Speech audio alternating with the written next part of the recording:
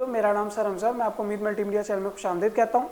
आज हम 10th class biology का चैप्टर नंबर 14 रिप्रोडक्शन वाले का एक टॉपिक डिस्कस कर रहे हैं जिसका नाम है formation of gametes. Formation of gametes के अंदर हमने क्या चीज़ पढ़नी है? बेसिकली गमेट्स का बनना। गमेट्स किसे कहते हैं? सबसे पहले सवाल ये होता है कि गमेट्स किसे कहते हैं। गमेट्स बेसिकली हमारे पास ऐसे केमिकल्स होते हैं जो किसी भी बेबी फॉर्मेशन के लिए या फिर एम्ब्रियो के लिए या फिर फर्टिलाइजेशन के लिए बहुत ज़्यादा ज़रूरी होती हैं। वो जो केमिकल्स होते हैं, वो जो साख्तें होती हैं, उन्हें हम गमेट्स कहते हैं। बेसिकली गमेट्स की दो टाइप होती हैं, एक मेल गमेट्स और एक फीमेल गमेट्स। मेल गमेट्स को स्पर्म्स कहा जाता है और जो फीमेल गमेट्स हैं उन्हें एग्स कहा जाता है। स्पर्म्स वो साख्तें होती हैं जो मेल गमेट्स में से आती हैं या मेल गमेट्स को रिप्रेजेंट करती हैं और एक नई बेबी फॉर्मेशन के लिए बहुत ज़्यादा ज़रूरी होती हैं। इसी तरह हमारे पास जो एग सेल या फिर ओवा है, ये भी बेसिकली सेल लाइक स्ट्रक्चर्स होते हैं, सेल्स होते हैं जो फीमेल गमेट्स से आते हैं। अब ये फीमेल गमेट्स कहलाते हैं जो बेबी फॉर्मेशन के लिए ये भी जरूरी होती है। जाहिर बात है, मेल और फीमेल दोनों गमेट्स जब आपस में मिल लेंगे तब ही जाके हमारे पास बेबी फॉर्मेशन स्टार्ट होगी। उसके बाद अब बात करते हैं, हम एक टर्म यहाँ पे यूज हुई है गुनेड्स की। गुनेड्स किसे कहते हैं? बेसिकली वो ऑर्गन्स हमारे पास हमारी बॉडी के अंदर, वो ऑर्गन्स जो गमेट्स पैदा कर रहे हैं, यानी कि जो स्पर्म्स पैदा कर रही हैं या फिर ओवरीज जो है वो ओवा पैदा कर रही हैं या फिर एग्स कहला रही हैं, उन ऑर्गन्स को गुनेड्स कहा जाता है। मेल गुनेड्स स्पर्म्स कहलाते हैं और जो फीमेल गुनेड्स होती हैं उन्हें ओवरीज कहते हैं। स्पर्म्स जो उनसे टेस्टिस हैं, मेल गुनेड्स को टेस्टिस कहा जाता है जो स्पर्म्स प्रोड्यूस करते हैं, और जो फीमेल गुनेड्स हैं उन्हें ओवरीज कहते हैं जो एग प्रोड्यूस करते हैं। ठीक है, उसके बाद अगला टॉपिक हमारे पास स्पर्मेटोजेनेसिस। स्पर्मेटोजेनेसिस किसे कहते हैं? बेसिकली इसकी डेफिनेशन क्या है? स्पर्मेटोजेनेसिस की डेफिनेशन के अंदर जस्ट ये चीज आती है, टेस्टिस के अंदर स्पर्म्स बनने का प्रोसीजर, उसको स्पर्मेटोजेनेसिस कहेंगे। क्योंकि जो स्पर्म्स होते हैं ये टेस्टिस के अंदर बन रहे होते हैं और ये पूरा का पूरा बनने का जो प्रोसेस है इसको स्पर्मेटोजेनेसिस कहेंगे। ये इसकी एक डेफिनेशन है स्पर्मेटोजेनेसिस की। अब बात करते हैं हम स्पर्म्स बनते कैसे हैं। टेस्टिस जो हैं वो जो हमारे गुनेड्स होते हैं जिन्हें टेस्टिस कहा जाता है, उनके साथ एक छोटी सी ट्यूब लगी होती है जिसको सेमीनेफ्रस ट्यूब कहते हैं। अब ये ट्यूब क्या काम करती है? इसके अंदर कुछ सेल्स पाए जाती हैं। ये सेल्स बेसिकली हमारे पास जब माइटोसिस के अंदर एंटर होते हैं तो इन सेल्स को स्पर्मेटोगोनियम कहते हैं।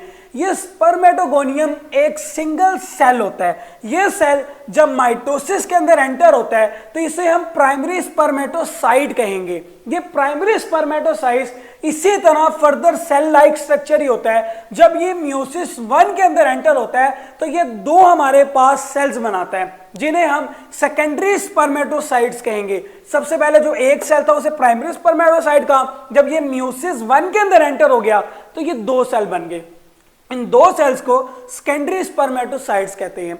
उसके बाद ये जो दो सेल्स थे जब ये फर्दर मियोसिस 2 के अंदर एंटर होते हैं, मियोसिस 1 और मियोसिस 2 आपने 9th क्लास के अंदर डिटेल से पढ़ा हुआ है, जब ये मियोसिस 2 के अंदर एंटर होंगे तो ये 4 प्लाइड सेल्स बनाएंगे। वो जो 4 सेल्स बनती हैं उनको स्पर्मेटिड्स कहते हैं। अब बेसिकली यहां तक आपकी स्पर्म फॉर्मेशन का काम हो गया जो तकरीबन 50% हो गया। अब 50% बाकी काम रह गया। वो क्या होता है? बेसिकली आपके स्पर्मेटिड्स होते हैं जो स्पर्म्स के अंदर कन्वर्ट होते हैं।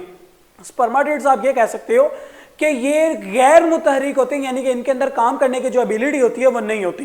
ठीक है, इसको काम करने की सलाहियत देने के लिए स्पेसिफिक शेप दी जाती है। वो शेप आपकी एक स्पर्म की शेप कहलाती है। क्या होता है इसके अंदर? तो इसके अंदर बेसिकली जो सबसे ऊपर वाला आप ये पहाड़ देख रहे हो ये इसका हेड कहलाएगा। इस हेड में क्या होता है? इस हेड में सबसे पहले जो इनका न्यूक्लियस होता है वो डिवाइड हो जाता है, मतलब बहुत ज्यादा सुकड़ जाता है। ठीक है, वो सुकड़ने के बाद ऊपर की जो पूरी की पूरी लेयर होती है जिसे आप एक्रोसोम कहते हो, और इस एक्रोसोम के बाद आप ये जो चीज देख रहे हो ये इसकी एक नेक है, यानी कि गर्दन कहलाती है। इसके बाद ये जो नीचे पार्ट पूरा का पूरा शुरू हो जाता है, इससे अगर नेक की बात करो ना तो नेक के ऊपर एक रिंग पाया जाता है जिसे माइटोकॉन्ड्रियल रिंग कहते हैं। अब उस माइटोकॉन्ड्रियल रिंग के बाद ये पूरी की पूरी जो टेल होती है इसे हम टेल कहते हैं, और ये पूरा एक स्ट्रक्चर एक स्पर्म को रिप्रेजेंट करता है। ये पूरा एक स्ट्रक्चर एक स्पर्म का स्ट्रक्चर है। उसके बाद आगे हम बात करते हैं ओवियोजेनेसिस की। ओवियोजेनेसिस क्या होती है? बेसिकली ओवरीज के अंदर एग्स बनने का प्रोसीजर जो है, हमारे पास जो प्रोसेस है या प्रोसीजर, उसे हम ओवियोजेनेसिस कहते हैं। ये हो गई इसकी डेफिनेशन। मतलब इस बात का कि ओवरीज के अंदर जो एग्स बन रहे हैं उसको ओजेनेसिस कहते हैं। अब ये जो ओवरीज होती हैं ना, ये सेल लाइक स्ट्रक्चर्स बनाती है जिसे फॉलिकल्स कहते हैं। अब ये क्या काम करती हैं? फॉलिकल्स जो होते हैं वो क्या करते हैं? बेसिकली ओगोनियम बनाएंगे फॉलिकल्स। ये सेल्स होते हैं हमारे पास जिन्हें ओगोनियम कहते हैं।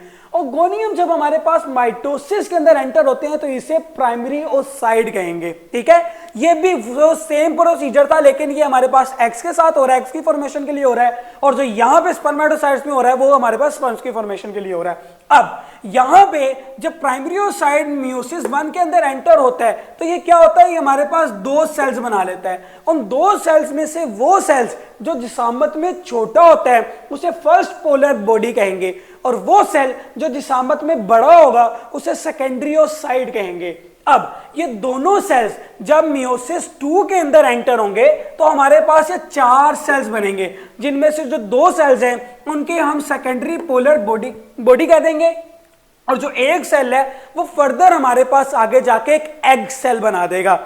जब ये हमारे पास एक स्पर्म और एग ये आपस में मिलेंगे तो आगे फर्टिलाइजेशन का प्रोसेस स्टार्ट होगा, और कोई भी बेबी फॉर्मेशन जो होती है वो पूरा का पूरा एक एम्ब्रियो बनना, एक एग और स्पर्म इन दोनों का मिलकर एक एम्ब्रियो बनाना, ये फर्टिलाइजेशन कहलाते हैं।